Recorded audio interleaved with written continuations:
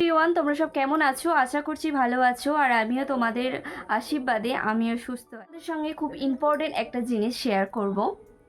সেই ইম্পর্টেন্ট জিনিসটা হলো ওভুলেশনের পরপরই কিভাবে আমরা লক্ষণগুলো প্রকাশ পাবো এবং কি কি লক্ষণ আমরা প্রকাশ পাই। তার কিছু তো লক্ষণ তোমাদেরকে বলবো, তার আগে বলি যে ওভুলেশন অ্যাকচুয়ালি কী। ওভুলেশন হচ্ছে আমাদের মেয়েদের দুটো ওভারি থাকে, সেই দুটো ওভারি থেকে একটা করে ডিম প্রতি মাসে, মানে মাসের মাঝামাঝি সময়েতে আমাদের সেটা কিন্তু নিগত, মানে ওই একটা করে ডিম কিন্তু বেরিয়ে আসে। টিউবের মধ্যে দিয়ে ইউটাসে বেরিয়ে আসে, এটাকেই বলে ওভুলেশন। 12 থেকে 24 ঘন্টা এটা কিন্তু থাকে। আর এটা কিন্তু জাইগট বা হিউম্যান বেবি তৈরির জন্য কিন্তু একটা সময় দেয়।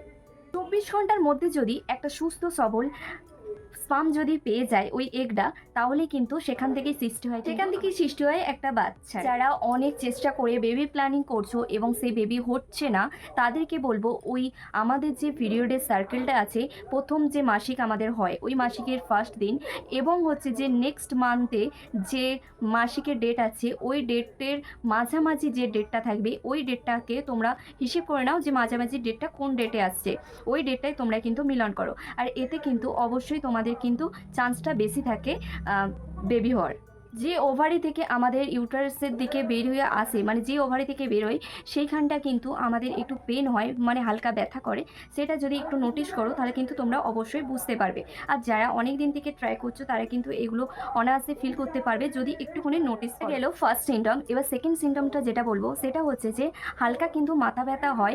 ওটা যখন ডিমটা বের হয় তার মধ্যেই কিন্তু হালকা মাথা ব্যথা হয়। এটাও তোমরা নোটিস করবে, তাহলে কিন্তু বুঝতে পারবে। যেটা আমি আমার শরীরের মধ্যে আমি দেখেছি যে আমার হালকা খুব মাথা ব্যথা করছিল। আর যে সিমটমটা প্রকাশ পায় সেটা হচ্ছে যে ব্যাক পেন, মানে কোমরেতে একটা হালকা যেন ব্যথা, যেন হালকা কনকনানি ভাব একটা সৃষ্টি হয়।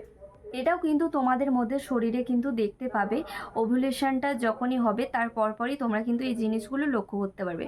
মানে ওভুলেশন হয় আমাদের পিরিয়ডের ঠিক সার্কেলের মাঝামাঝি, তারপর থেকেই তোমরা এই জিনিসগুলো লক্ষ্য করবে, তাহলেই কিন্তু দেখতে পাবে। এবার যে সিমটমটার কথা বলবো সেটা হচ্ছে ওভুলেশনের ঠিক 2 থেকে 3 দিন আগে আমাদের দেখা যায়, সেটা হচ্ছে যে সাদা স্রাবটা কিন্তু একটু অন্যরকম হয়ে যায়, মানে একটু জেলি জেলি টাইপের হয়ে যায়। যেমন ধরো একটা ডিম ভাঙলে যেরকম সাদা অংশটা থাকে না, একটা জেলি জেলি ভাব, একটু টানলে হালকা বাড়ে, ঠিক ওরকম টাইপের একটা কিন্তু জেলি ভাব প্রকাশ পায়। তো তোমরা কিন্তু কনফার্ম হতে পারো যে তোমাদের এই মাসে ওভুলেশনটা ঠিকঠাক হয়েছে। আর তোমরা এই মাসে চেষ্টা করলে একটা সুস্থ সবল বাচ্চার মা হতে পারো। যদি ইমপ্লান্টেশন হয়ে থাকে তোমাদের শরীরে কিন্তু একটা ক্লান্তির ভাব অবশ্যই প্রকাশ পাবে, যেটা আমি খুব ভালোভাবে ফিল করেছি। একটা সিমটম যেটা হচ্ছে যে প্রত্যেকটা মেয়ের এটা দেখা দেয় না, কিন্তু তাও আমি বলছি, সেটা হচ্ছে যে স্পটিং বা ব্লিডিং। ওটা কিন্তু হচ্ছে যে আমাদের সবার মধ্যে দেখা দেয়নি, সেটা কিন্তু আমার শরীরে আমি দেখিনি, কিন্তু অনেকেরই দেখেছি।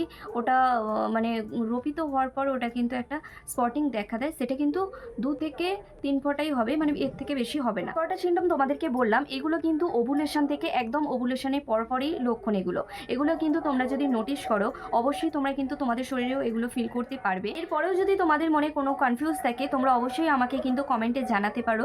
অবশ্যই সেই কমেন্টে নিয়ে আমি রিপ্লাই একটা ভিডিও নিয়ে আসবো।